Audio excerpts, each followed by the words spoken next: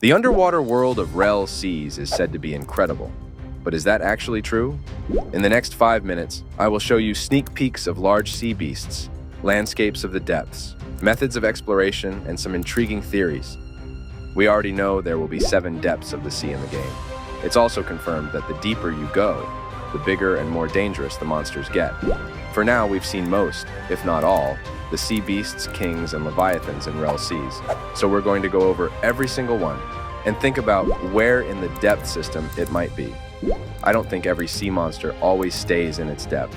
I think some of them might be able to move between 2 or 3 depths. It can possibly happen if the beast is chasing a player or running from him. Who knows? About a year ago, RELL devs posted this sneak peek of some sea beasts for RELL Seas. They can also be described as aquatic wildlife. The 4 small sea beasts at the bottom will most likely be swimming in the first depth, which basically means they will be able to attack your ship along the journey. This is another very common sea beast, which you might only be able to meet on the surface of the sea. It's the most iconic sea beast in the anime, and it possibly will be here too. The last sea beast that can be found in the first depth is the Kraken. It's the biggest beast we've seen to appear in the first depth, which might mean he's the strongest of all monsters you could meet while sailing the sea. I think it's possible that he can move between the first and second depths. Now let's move deeper and talk about the 5 sea beasts in the middle of this sneak peek.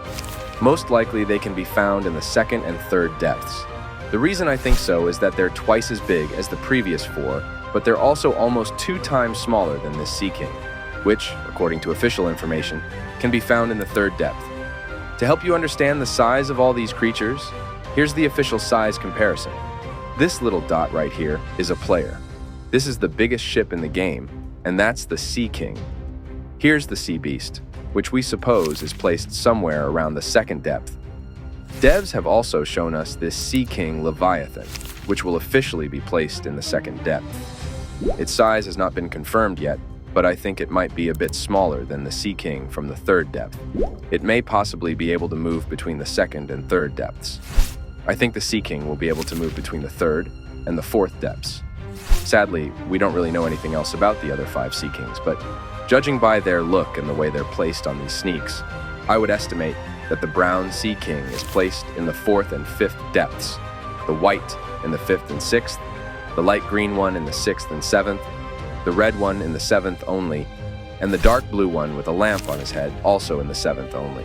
Most likely, all depths will also be filled with different fishes, like you can see in this sneak peek. In every depth, there will also be some small aggressive creatures, like this shark. Now let's talk about sea depths exploration. I already said that the deeper you go, the bigger and more dangerous the creatures get, but it might also mean that the treasure will get more and more valuable down there. So how do we actually go down? Well, if we're talking about the first depth, you don't really need anything but your swimming skills to be able to explore it. If you dive, you get this bubble counting down your breath holding time. I think it's about 20 to 30 seconds long, and after it ends, you will start dying. But what if you want to go deeper? How is it possible to get to the 7th depth? And what should Devil Fruit users do? Won't they ever be able to go underwater? That's exactly what RELL Seas has these diving suits for.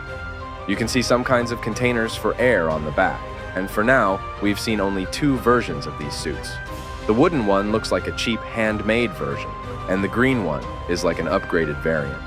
I think using the wooden suit will only bring you to the 3rd or 4th depth. That's exactly why you will have to get the better suit. I think there might be more than just 2 types of these suits, maybe about 3 to 5 types. The wooden one must be the worst one, and the green one may be the 3rd or 4th in terms of quality. In the anime, the wooden suit had a tube connected to the ship on the surface, which was giving it some air, so maybe it's also going to be in the game. Some suits could have their own air backpacks and be able to go deeper, but the air wouldn't be infinite. However, the suit with the tube wouldn't be able to go that deep, but would have an infinite amount of air. All suits fully cover the body, so it shouldn't be a problem for fruit users to go underwater. However, if the suit breaks, they're dead. One more thing that still isn't really clear is if we will be able to fight in these suits underwater. Most likely not, but who knows.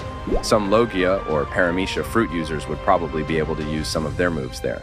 It's also possible that the last and best underwater suit would be made fully of bubbles from the Fishman Island. It would make it easier to fight, and it would be almost indestructible. And the last thing to discuss is the underwater landscape. We haven't gotten many sneaks on what it looks like. However, we have some interesting information regarding it. For example, there will be underwater caves with air inside, and you will be able to find different kinds of treasure there. The depth in different places will vary. There will be trenches in some places at the bottom of the sea, and I think that's exactly where the 7th depth will be. To be honest, this is the only official sneak peek about the underwater landscape we've ever gotten. I hope this video was helpful.